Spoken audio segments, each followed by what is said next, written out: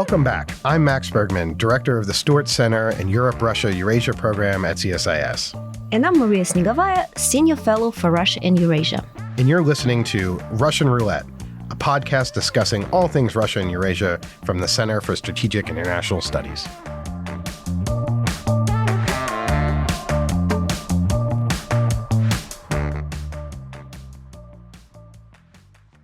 Hello, everyone, and welcome back to Russian Roulette. I'm your host, Max Bergman, and here with my co-host, as always, Maria Snegovaya. Before we begin, loyal listeners will know that we at Russian Roulette truly appreciate your feedback. If you have feedback or ideas for how we can make the show better, please let us know.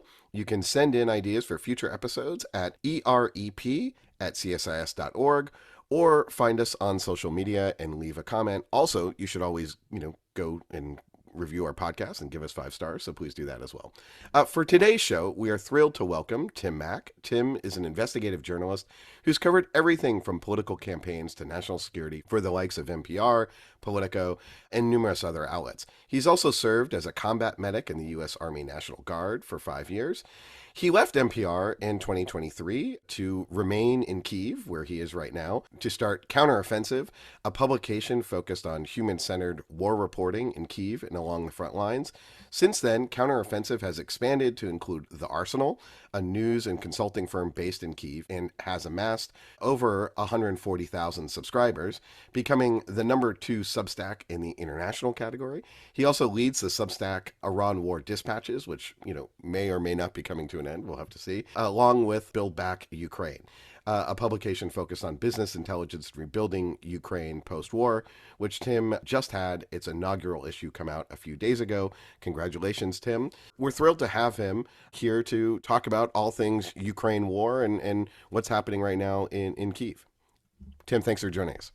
Thank you, Max. The introduction was maybe gave me a little bit too much credit.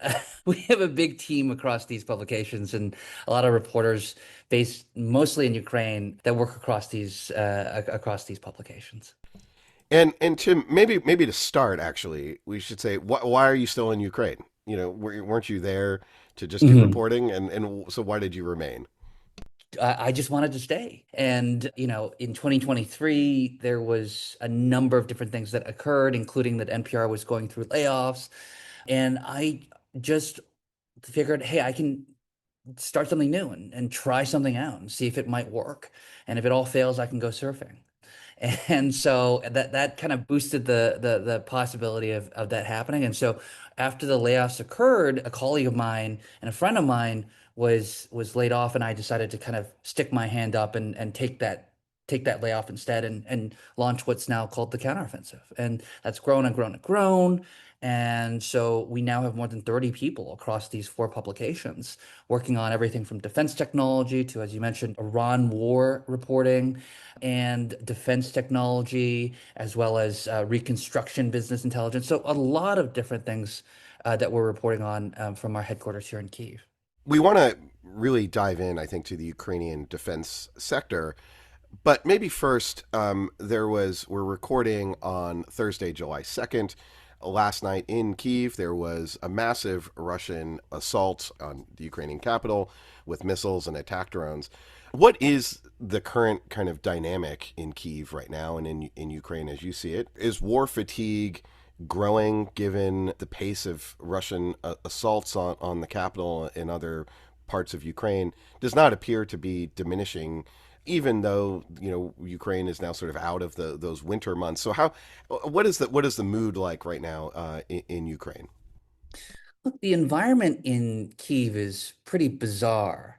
I think a lot of my friends think that I'm dodging mortar shells on the way to the coffee shop in the morning or something like that.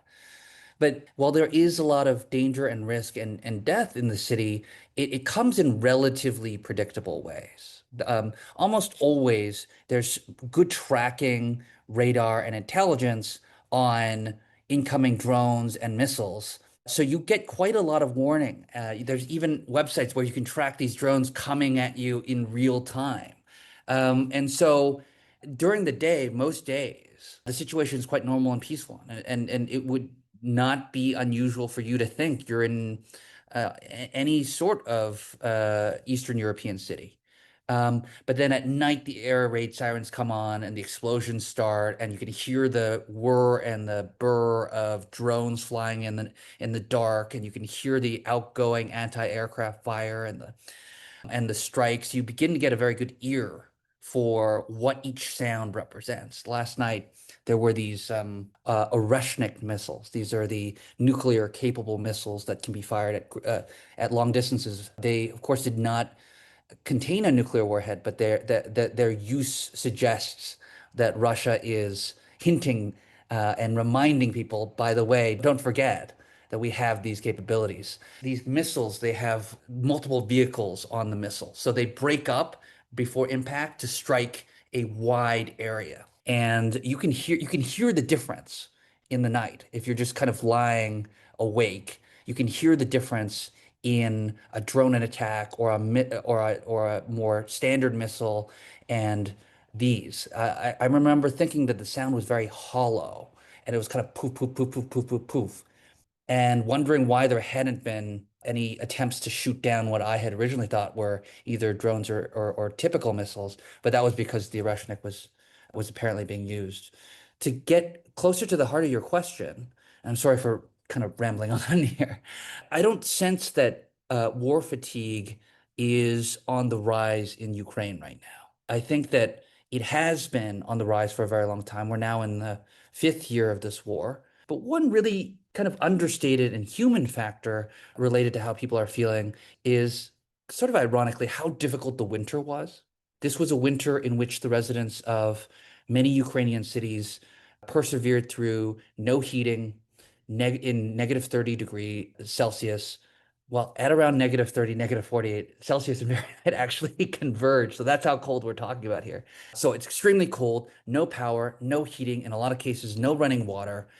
People are getting sick all the time because food is not being refrigerated properly indoors, and that's happening, all throughout the year. And emerging from that into spring, and the welcome news to a lot of Ukrainians that Ukraine is now putting a lot of pressure on the Russian economy by these newly successful middle and long range strikes that are targeting Russian oil refinery capabilities.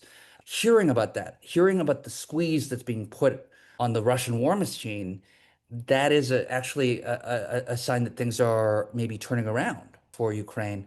So I'm not sensing an increase in war fatigue. I think there are some indicators that Ukraine is in a better position than it's been in quite a long time, perhaps even years. Maybe we could turn to the Ukrainian defense industry because part of what seems to be happening here is that the Ukrainian defense industry has really ramped up, is providing Ukraine with a real advantage, that Ukraine seems much less dependent on the flow of Western weaponry. It still is, obviously, for Patriot missile interceptors and other systems. But if we, go back to the sort of trajectory of this war, 2022 is getting a lot of Soviet era equipment from Eastern Europeans. 2023, U.S. Really begins to ramp up, and European countries providing Western military aid. That extends to 2024 and into 2025. And it seems like there's a bit of a transition happening where Ukraine is now not they're definitely not self-sufficient, but the Ukrainian defense industrial sector increasingly seems to have taken huge leaps over the last few years. And now if rivals, if not surpasses many of the Western defense companies. How do you see the more broadly, and we can get into the specifics, the Ukrainian defense industrial sector? What is going on here? Is this, how has it evolved? Just give us sort of the 10,000 foot view on how you see things.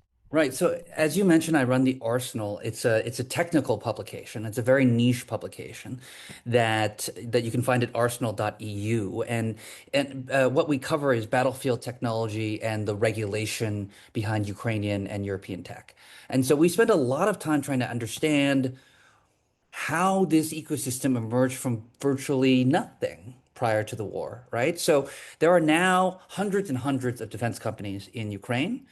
Before the war, basically, you could imagine a few dozen and mostly state-owned, and virtually no innovation of any kind. And what happened in 2022 was that Ukraine transitioned its very vibrant IT sector from a civilian role into a military role. So my favorite example of this is a company that prior to the full-scale invasion was designing cameras so that you could watch your cat while you're away at work. Isn't that cute?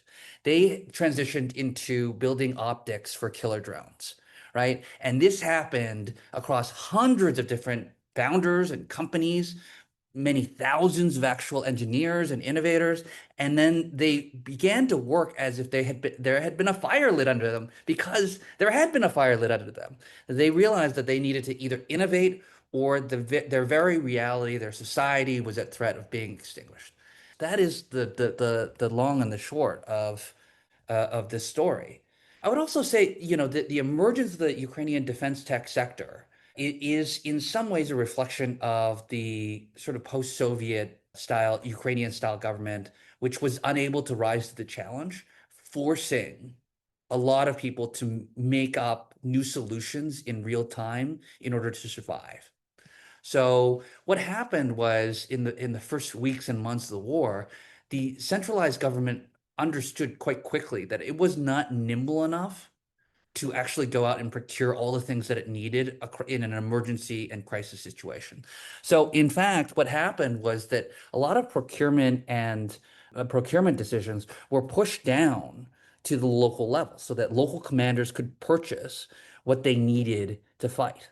Now, this wouldn't happen without a huge amount of paperwork in the United States or in European militaries, but pushing down these decisions to the brigade and battalion levels allowed for the formation of hundreds of different defense companies, all trying to find new solutions to battlefield problems. Then came the rise of, commercial UAVs repurposed for warfare. These drones, which were Chinese made, which were purchased and then shipped into Ukraine, being armed with little grenades. I'm sure you remember at the beginning, it was just kind of a little mechanical arm that dropped an explosive. Now we've iterated and iterated over years and years, and we've got very, very sophisticated drones that are operating. I mean, I can go on and on if you want me to. There are many, many sophisticated types of technological developments in this space. And it's all been because necessity is the mother of invention. You earlier asked me, why did I stay? Why did I stay in Ukraine? I love being in this environment where you look to your left and right and you're just surrounded by people who are building, trying, experimenting, failing, building something else. And that more than anything helps me get up in the morning, is I love being surrounded by people who are just motivated and trying things. And not to say that that's not the case in Washington, D.C., but there's a special kind of vitamin boost here that I really admire and I really wanted to be a part of in some way. Tim, thank you so much. You do mention the fantastic ability of Ukraine to innovate, and that's certainly already converting into successes, as we can see through, for example, the unraveling gasoline crisis in Russia. However, I'm curious as to whether that innovation does not obstruct the ability of scaling up the drones production. We are soon releasing a report about Russian military-industrial complex, where we see that Russia often scales up at the expense of innovation. Like they come up with something that works and then produce just a lot of that. But if you innovate constantly, then maybe scaling up ability is a little bit hindered. Could you perhaps talk to our audience about Ukraine's ability to address that challenge? That's really interesting that you mentioned that, Maria. That authoritarian governments have always been great at scaling. If they choose something and they want something to succeed, and they can just devote an enormous amount of an economy's resources towards it, usually they can do that quite well. And in the 20th century, the Soviet Union was quite effective in trying to convince the West that it was superior in XYZ ways because it had made these decisions and had devoted massive resources to it. So the question really, I think the heart of your question is, what is more important? Is innovating and being nimble more important, or is scaling up a solution more important? When people talk to me about Ukrainian defense technology, I tell them that they shouldn't be really focused on the product. They should be focused on the process. That everything that is being made today in 3 or 5 months becomes very quickly obsolete in this era of modern warfare. And we can talk about some examples of how that's the case as well, if that interests you. But the iteration, one side creating a new technology that briefly bursts through and is effective in XYZ ways, leads to counter innovation to neutralize that advantage, leads to counter innovation. And you see how that creates this cycle of constantly changing, constantly moving. The drones that are being used today are vastly superior than the drones that were being used 18 months ago. The drones that are being used today can visually navigate. That is, they can operate without GPS. That was necessary because the Russians became so good at jamming or spoofing GPS. And that was put in place because the Ukrainians were getting very good at using commercial off-the-shelf drones. And so you see, like, step by step by step, things change. So what matters is not today's product. What matters is adopting a process that's extremely nimble, that can adapt to constant changes on the battlefield. And so that's why I'm thinking that, well, okay, while the Russians have the ability to choose a winner and scale that up massively, that is an advantage. But if I were to choose between being able to scale up something automatically or scale up something dramatically through a centralized fashion, or seeing a process that's nimble, decentralized, in many cases, even ineffective, or sorry, not ineffective, inefficient, I would choose the more innovative sector because we also know that bureaucrats often are not great at choosing the right winner. On the battlefield, the winner's chosen by who's more effective. To follow up on that, last night, as we know, Russia has attacked Ukraine with allegedly 496 drones, among other, and 74 missiles. So from that perspective, Russia is scaling up. It's clear, right? And it's incentivizing its terror against Ukraine. But you're saying that it does not really matter as much as Ukraine's ability to innovate, because essentially with way fewer drones, you then are able to achieve more effectively your strategic goals. Is that the right reading? Well, I'm not sure that's exactly the right reading because, of course, you need to produce a lot of stuff, but it matters as much, or in many cases, it matters more that you produce the right kind of defense technology as it is that you produced a lot of it. And so, is it true that the Ukrainian military needs to scale up solutions in a lot of cases? Absolutely.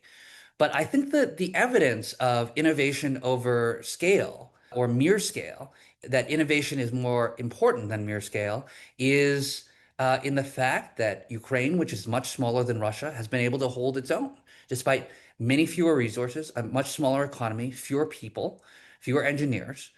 It's been able to hold its own technologically. So, what does that tell us about the advantages of innovation as opposed to being able to scale up massively? What are some of the challenges facing Ukraine's defense industrial base? We've heard that it lacks sort of investment capital. It would strike me that, producing a hell of a lot of military equipment in a war zone might be challenging, particularly if electricity is intermittent. Maybe you could walk through what are kind of the challenges. Is it financial? Is it Yeah. physical? How do you assess that? You really want to get into the regulatory weeds with me, Max. Let's go. Is that what we're doing? Um, so I run a publication that focuses on the regulatory and technological environment in Ukraine. So I can talk about this for a long time. The most important thing is a lack of capital from the business perspective. If we're just talking about startups and them existing in 2 years, it's a matter of finding enough investment to be able to grow, right? And that is difficult for a number of reasons. One is, and the most important one, is the very restrictive export controls that Ukraine has traditionally had. It does not want its technology to fall into adversary hands. And so it's been very restrictive about what Ukrainian companies can sell, even to allied nations, even to Poland or to the United Kingdom. And what that's meant is that it doesn't seem like a very investable company, because if you only have one customer, and that's the Ukrainian government, and the Ukrainian government also has a veto on your ability to get new customers outside of Ukraine, then it causes a business problem for any investor who might want to invest in your defense startup. Another issue is IP law. So intellectual property. So they're innovating all this cool stuff, but partners sometimes don't want to operate in Ukraine because it doesn't have as effective an intellectual property regime as does Europe. And they're worried about losing control of their technology. Ukraine also doesn't have, an actively functioning stock market in the same kind of way that we have in the United States. So if you have a company, you can't list it on a stock exchange and sell your and have any sort of liquidity in terms of your ownership in a company. And so investors want at some point to exit the company, and that's pretty hard if there isn't any way to sell your stake in a company. Those are all important reasons as to why it's been hard for defense companies, even though they've been very innovative, to raise money and grow their business. On the European side, there's been a lot of talk of the quote unquote Danish model, which instead of giving Ukraine weapons, give Ukraine money to invest in its defense industrial sector. And so, I mean, is that playing out? It seems that there's a big European focus on this. I just saw Ursula von der Leyen announce in a tweet, the president of the European Commission, huge amounts of billions of euros going to Yeah. support Ukraine's drone infrastructure. Is European money starting to come and sort of address some of those capital problems? How do you see the quote unquote Danish model? It's not only money to give to the Ukrainians. So the idea behind the Danish model is joint production with some proportion of that production going to Ukraine and some other proportion going to the country that gave the money, right? So if the Danes gave money to the Ukraine under the Danish model to produce some drones, I'm just giving you a hypothetical example. Let's say they gave $10 and they produced a number of drones. About $5 worth of those drones would go to the Danes, and about five would go to the Ukrainians. So that's how it's meant to be mutually beneficial, the Danish model. But that's still a relatively small proportion, the amount of money that needs to keep hundreds and hundreds, and some have even said more than 1,000 of defense tech startups alive. We at the Arsenal have tried to catalog all the defense companies in Ukraine. We're just about to push up an update with more than 400, about 430 different defense companies. But even though we're really well networked and are in Ukraine, there are probably smaller firms that we're missing, and they're likely to be in the hundreds. And so there are quite a lot of different companies that need capital to exist and survive. I think what this all means is that in a theoretical post-war scenario, there's going to be a big gold rush where Western companies, which had been risk averse until now, not wanting to step into a war zone to invest in companies, realize, hey, there's talent, there's intellectual property, there's interesting companies that we ought to acquire or partner with or just outright buy and or hire their founders. I think there's going to be a lot of action in that sense because there are so many lessons to be learned from this Ukraine war that are still, despite the speed of the modern information age, this information is still trickling out at a very, very slow rate, it seems. Tim, thank you. We do talk a lot about innovation. What about these increasingly autonomous systems that many are talking about? So not just drones, but the ability to basically operate using AI-enabled autonomy. To what extent do you think Ukraine is nearing that really fundamental technological breakthrough? Shall we anticipate that to appear on the battlefield in the next months, years? And to what extent do you think there's a danger that Russia will reverse engineer some of Ukraine's know-how? It depends what you mean by the threshold that makes something AI, right? And because there are already AI systems being deployed right now on the battlefield. I'll give you an example. So, as I mentioned, it's been a really big difficulty on the battlefield to be able to control drones because Russia is very effective in disrupting GPS signals, as well as the signals that pilots use to control the drones itself. And so AI solutions have been implemented in order to reduce the amount of times a pilot needs to communicate with its drone. And so I'll give you an example of how that might happen. Let's say you know in a certain area that you can't fly drones into because it's getting jammed and you'll lose contact with your drone in that area. Well, one solution might be to upload thousands and thousands and thousands of images of Russian tanks into a machine learning program that you then put on the drone, and you say, well, this is what a Russian tank looks like. I want you to fly 1 mile to the north into what's called a kill box. And if you see any Russian tanks in that area, go up right next to it and then detonate. Right? So is that AI? Some people might say that that is AI. Another example is what's called visual navigation, which is putting some very sophisticated version of Google Earth onto these drones. So it doesn't need to use GPS, but it can get to its location merely by looking around and matching what it sees with its own database of what it expects the world to be like, right? And by doing that, you're able to send, I suspect, but don't know, a lot of these long-range strikes into Russia because of the jamming, the GPS spoofing and jamming that's occurring across Russia, that a lot of the navigation that's happening is being done through some of these novel means. And you could say, well, is that artificial intelligence? There are certainly aspects of artificial intelligence to it. The question and the concern is going to be, well, have we done enough thinking about the implications of making a computer system purely responsible for some of these actions? You can imagine a scenario where a drone does what I explained earlier and identifies a Russian tank and goes up to it and blows up. But what if there's a school next to that tank and we haven't programmed in any sort of rules around international humanitarian law? What if there's a child next to the tank? What if there's a soldier who tries to surrender as the drone comes in and is killed during the act of surrender? We have not done nearly sufficient thinking about what the laws of war mean in a modern age. And the thing about this technology is that it disperses responsibility across a wide number of human individuals. So let's say that a war crime was committed in one of those cases. Who is responsible for it? Who can be held to account for it? Is it the commander? Is it the pilot? Is it the software engineer? Is it the manufacturer of the drone? We've basically kind of made it like, oh, well, if a human is not in the loop, then also no one's really fundamentally responsible, acutely responsible for this particular action. And that is something that worries me a lot too. But the short answer to your question is we're already seeing a lot of these AI technologies being implemented, and we'll see more and more of them in the coming weeks and months. We're hearing about technologies that involve, right now it's one pilot per drone. We're increasingly seeing aspirations and developments in one pilot mini drones, the swarming type technology.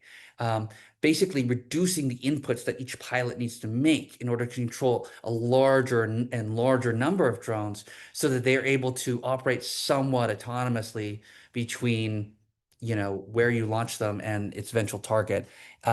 It's coming. And, I was in the US and Canada recently and joking with people that it's only a matter of time until all of our homes have nets over the backyard because this technology is, well, sophisticated now, easily replicable and cheap per unit cost as compared to even just purchasing a firearm and in the United States. And so we're going to see it used in criminal activities, in acts of violence, even political violence.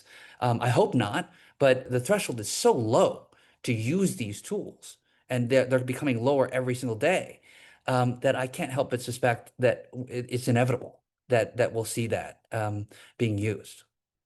Our colleague Kate Bonder also flags the fact that while autocracies are going to likely replicate this technology, they're far less constrained by ethical considerations and questions, right, that you flagged, which is one of the bigger issues here. We already see that Russia on the battlefield is committing crimes against humanity of the scale not envisioned by more recently. And imagine what it's going to do to it, what it's going to do once it has this AI-enabled technology. Is that one of the possible concerns that's been discussed in the industry? This is a question I think that is as old as the Geneva Conventions, right? It's that are we tying one hand behind our back by following international humanitarian law? But on the other hand, what are we gaining by signaling to adversary forces that if you surrender, you will be treated with basic decency and dignity. And does that create some advantage on the battlefield as well? And what does it say to the world about what kind of society we are? Can you be great by being good? I mean, that is a pretty fundamental question to which I don't think I have all the answers. I do think that when we take shortcuts in morality, we pay for it in the long term strategically. But that said, I'm sure that there are near-term gains that Russia can get by not following international humanitarian law. Important consideration. Thank you. We do tend to discuss drones since this is exactly where Ukraine has had particular breakthroughs recently. But what about other weapon systems, perhaps, that are somewhat under the radar, where Ukraine has made the most significant progress in rebuilding, expanding defense industrial base, or maybe just innovating? It's an interesting question. I think once again, I kind of turn to the process, not the product, right? So Ukraine has these things called combat hubs, and what they do is they integrate directly innovators with military officers so that and I've been in one of these where you're in a warehouse where in one room they're building the drones that they're going to use for the mission, and in the next room military officers are planning and then later executing the mission and combining integrating in a direct way local commanders and engineers is a really important innovation. In terms of the less well-known technologies that are being used, if we don't want to talk about aerial drones, UGVs, these ground drones, have become increasingly prolific. What they're able to do is do things like CASEVAC, which is medical evacuation from the front lines. They're able to move huge amounts of equipment. Increasingly, we think of war as being about gunfire and artillery and drone explosions, but a very large proportion of what war entails is just logistics. And these logistics lines have been frequently targeted by both Russians and Ukrainians because they understand its importance to the war effort. Replacing trucks with unmanned ground drones has been one of the ways in which you dramatically reduce the cost and the risk to your own soldiers by pushing things up to the front or pulling back injured troops. That's been interesting as well. Another thing that we don't think about a ton, but is a major part of modern warfare, is how do we integrate all of the information that we're getting on the battlefield? In Ukraine, you have radars and acoustic sensors that can hear drones incoming and determine what drones they are. You've got drones in the air, you've got units moving on the ground, you've got artillery, you've got logistics, as I mentioned. How do you combine that all into a manageable amount of information so that people can make decisions? So the software that's being employed in order to do that is really impressive and worth looking at as well. Electronic warfare. We talked a little bit about this jamming of both GPS signals and of drone signals. Russia has historically been very, very skilled at electronic warfare. And in fact, a fun fact is that they have every year an annual day of electronic warfare where they celebrate their achievements in electronic warfare. They argue that they were the first country to ever use electronic warfare in combat in 1904. As part of the Russo-Japanese War, they managed to jam a Japanese naval signal. Of course, they don't mention when they're celebrating that day that they got their butts kicked during that war. But it turns out that the kinds of things that Russia was doing in the 20th century in electronic warfare is very much relevant to modern warfare. The kinds of technologies necessary to, say, jam a BBC broadcast into the former Soviet Union are the same kinds of technologies that would be useful to jam a signal between a pilot on the front lines and their drones.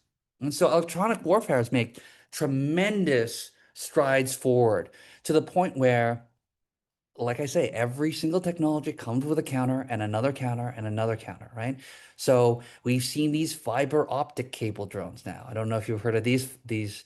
The whole front line is littered with spools and spools of these thin fiber optic cable.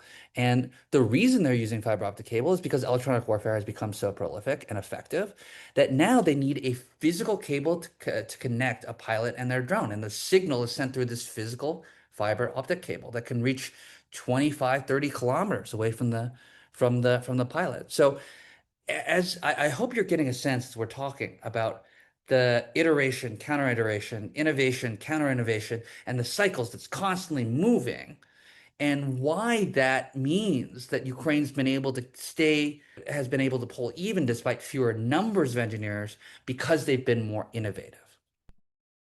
Maybe we could talk a little bit about air defense because that seems Sure. very critical to your safety, to the safety of the Ukrainian civilians.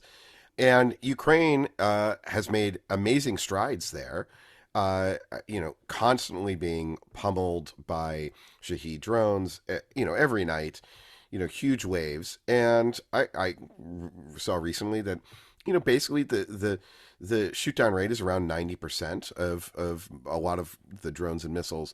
And the war in Iran has sort of demonstrated that Ukraine has actually made real leaps in understanding the having layered air defense.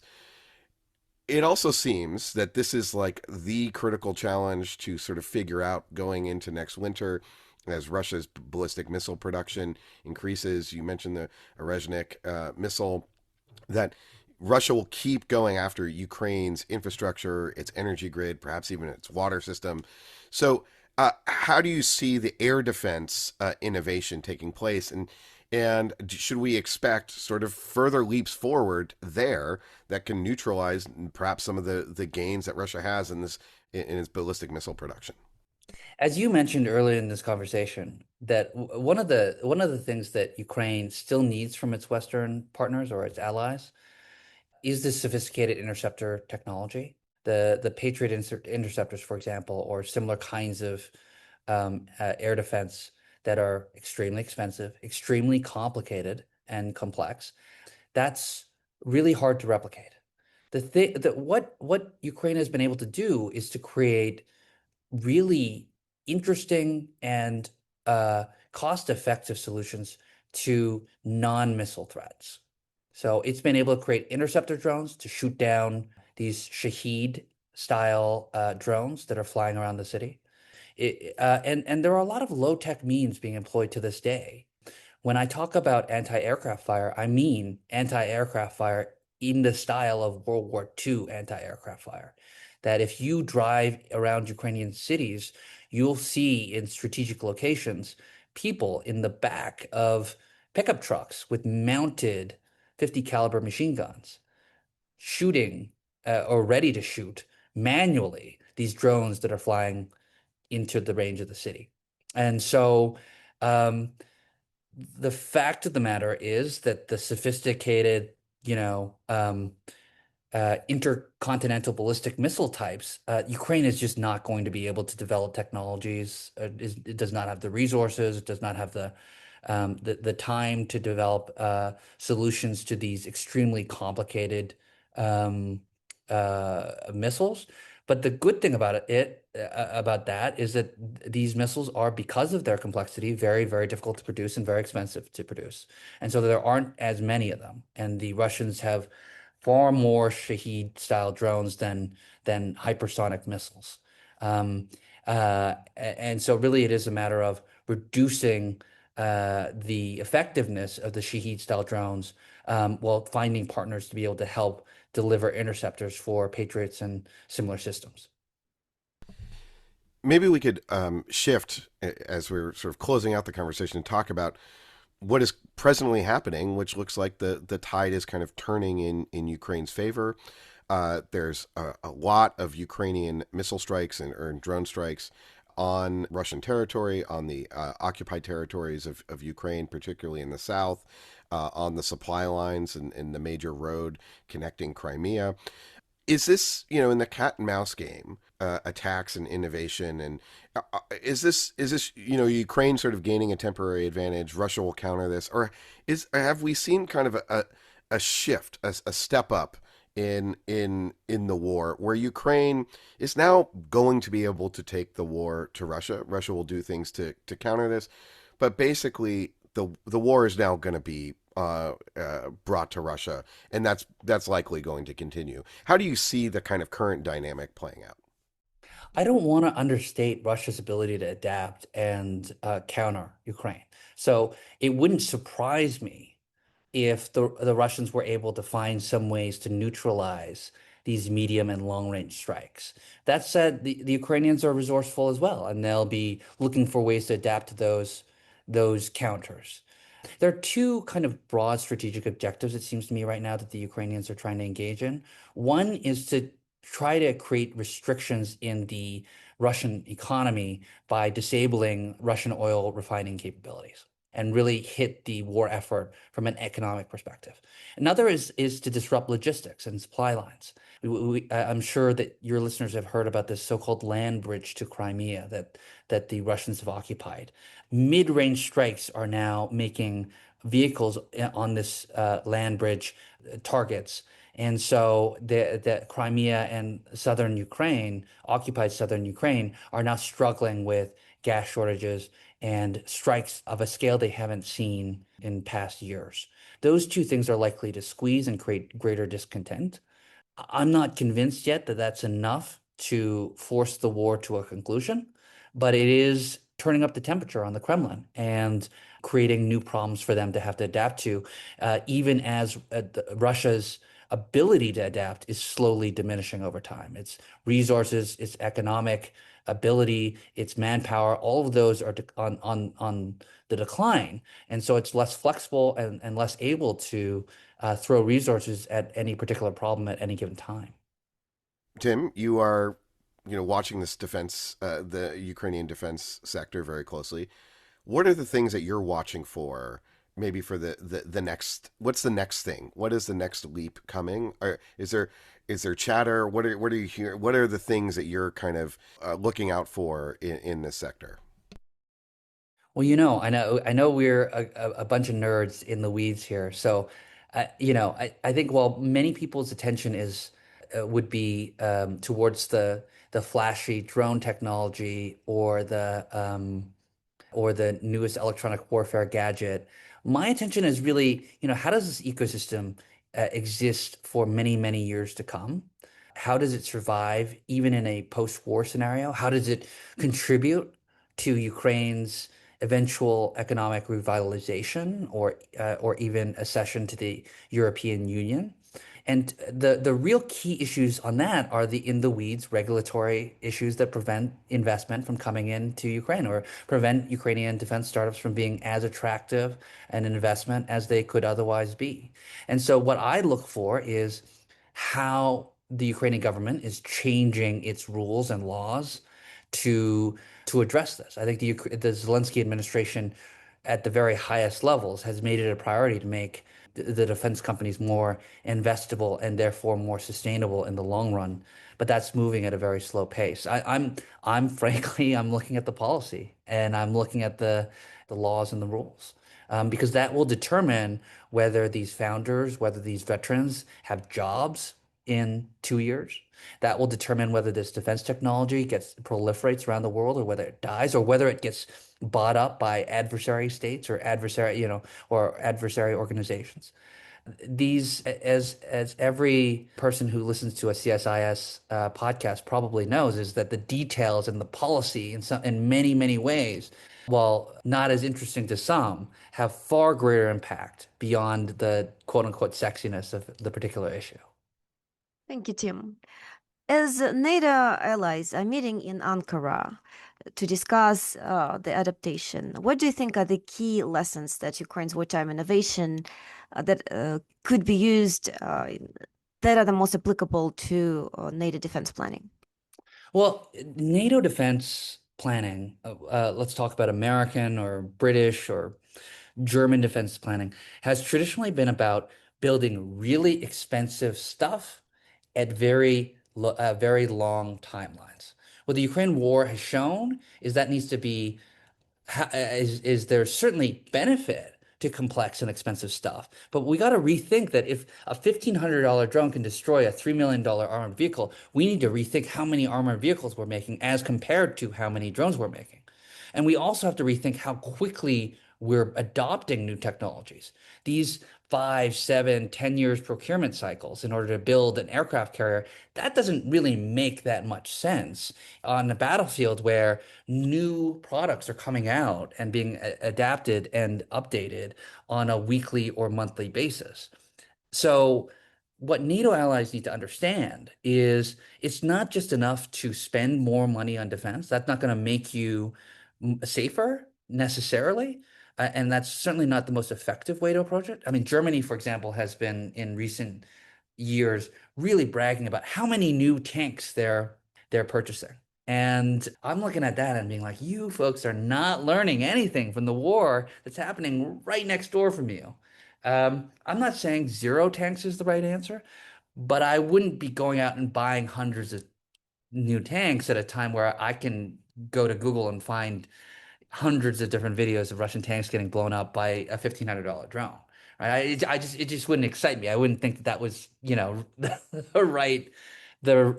right strategy. So I think a lot of people have not properly learned the lessons. And frankly, there are a lot of people who are incentivized not to learn the lessons. I mean, there are a lot of very, very powerful and profitable defense companies in the world that don't want to make $1,500 drones. They want to make complex, expensive, high margin things. And they're sort of like incentivized not to see the light in that way, I think. That's not every company, but there are certainly a lot of large companies that have that in their mindset. So the bottom line here is, how can these countries get the biggest bang for their buck? Because we're coming into a world that is increasingly dangerous and which requires adaptability, because information sharing is so easy that you and I now, if we can open our laptops and use Claude, we can all code. I mean, it is just a world in which we have to change faster and get things faster if we want to be competitive on the battlefield. Great. Well, thank you, Tim. Unfortunately, I think we're going to have to leave it there. I could go on and on and on and want to nerd out with you some more. All that means is we're going to have you back on Russian roulette sometime in the near future, especially as Ukrainian innovation keeps trundling forward, and hopefully it makes major advances sometime soon. So thanks so much for joining us, Tim. Thanks so much for having me. We are going to put links to the counteroffensive, the arsenal, and Build Back Ukraine in the show notes for all those interested. Please don't forget to subscribe to our show and leave us a 5-star rating. And be sure, as always, to check out our sister podcast, The Europhile, wherever you get your podcasts. And we will see you next time on Russian Roulette.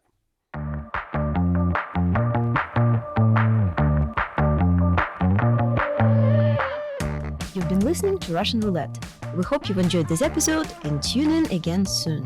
Russian Roulette releases new episodes every 2 weeks and is available wherever you get your podcasts. So please subscribe to our show, share our episodes online, and give us a 5-star rating. Also, be sure to check out our sister podcast, The Europhile, where we talk Europe through a Washington lens. This show is made possible by a grant from the Carnegie Corporation of New York.